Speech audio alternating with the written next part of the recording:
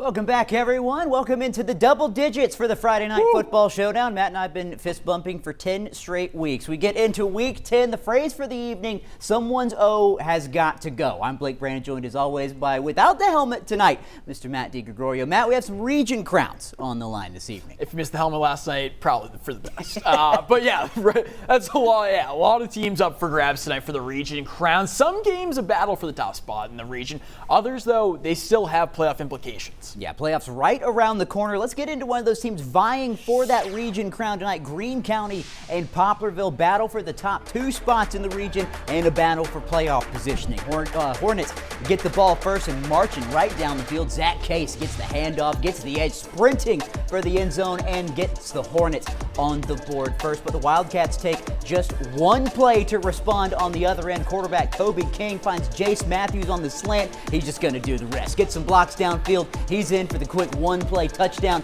Game tied up at 7, 2 minutes in. A little bit later on, Wildcats going to be on the move again in the second. Going to be Matthews again over the middle and through the woods to the end zone. He goes. Wildcats take a 14-7 lead. Then right before the half, though, Hornets down 21-7, but driving in the red zone. Nick Miller getting a handoff, going right up the gut, pushes his way into the end zone to make it a one-score game. But Greene County takes this one big in the second half. The top spot in the region, 49-28. Poplarville will take the 2 seed in the region heading into the playoffs next week.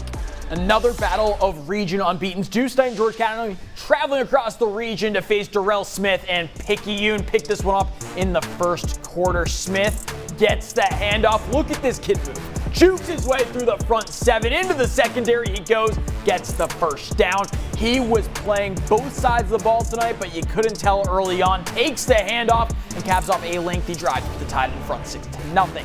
Ensuing Picayune drive following a George County 3-and-out. Tristan Cooper in a tailback.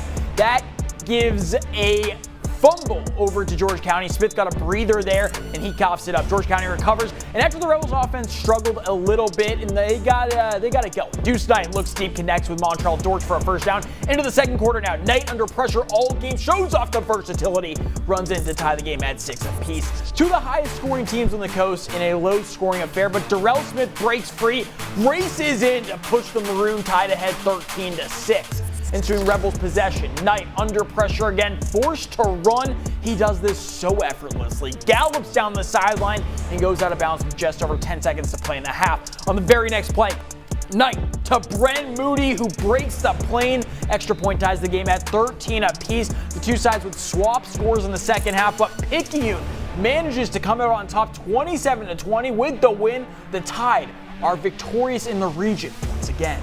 Over in the flagship city, some high winds coming in. West Harrison Hurricanes blowing into town. Must-win game for the Canes, and Canes going to be on the move first. We've said this kid's name a lot this year. Jordan Stapleton getting the handoff. Embrace the contact. Young man works through it, pushes his way into the end zone. West Harrison would take a 7-0 lead. Panthers responding now, and hey, they can run the ball too. Silas Porter hands it off to Amari Jackson. He's going to do the rest, working his way through the defenders till he finds pay dirt. Everything evened up at 7 apiece. A little bit later, Quarter going to find Christian Campbell over the middle, scampers his way in for a touchdown, seems to tie the game at 14. A penalty negated this, but Gula eventually finds pay dirt on the drive all the same. That ties everything up at 14, but Gula holding on in this one. They take it 28-20 over West Harrison. Gautier looking to secure the region on the road against Stone. A victory for the Gators would give them the 1 seed as they load up for a potential state championship run. Pick this one up in the opening quarter. Trey Irving back to pass, connects with Sebastian Gonzalez.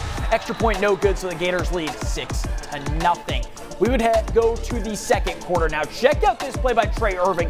Takes off with nowhere to run, elects to bounce it outside, avoids a pair of tackles, and he gets all the way into the end zone to move the Gators ahead 13-0. They wouldn't be done there. Stone forced to punt. Braden Jackson blocks it. Elijah Pogue tips it to himself, and he is gone. Gautier would convert the 2-point conversion. That makes it 21-0. The Gators go on to down the Tomcats 35-6. They are region champs once again. That brings us up into 7A for another battle of the unbeatens in Gulfport and Ocean Springs. Yeah, Gulfport head coach Blake Pennick going up against one of his former teams in the Greyhounds. The top spot in the region on the line as well, Blake. There's only one man who can bring us those highlights. The man without fear who faced down Halloween and came out the other side ready for Christmas, Mr. Will Polston. Yeah, Halloween. Wish I got to go trick-or-treating. Would have dressed up like Stone Cold. What? But that's not important here. We're getting talking football, folks. Let's get back to that.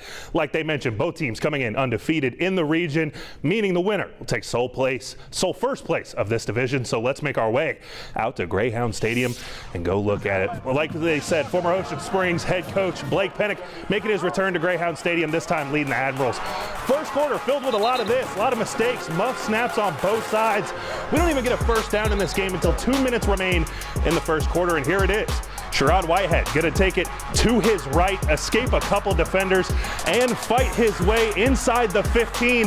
Eventually, look at that man go, making everybody miss. Shove him off of me and get inside to the red zone, set it up to score, and that's going to set up a very similar play. Again, Whitehead going to take it to his right, fight his way in, and bring the boom in the end zone. 6 points for the Greyhounds. Extra point good, go up 7-0. Admirals looking to notch things up before half. Screen pass goes out, but the ball comes out. Unfortunately, official in the way, but the Nolan Wells ends up making the hit to get the ball loose, and then the script replays itself. A bad snap hold on the field goal attempt keeps things notched up at 7-0. We end up going into half with that score, but the Admirals struggle on the second half as they can't get anything going on offense. Ocean Springs now on top of the division after that 20-3 victory.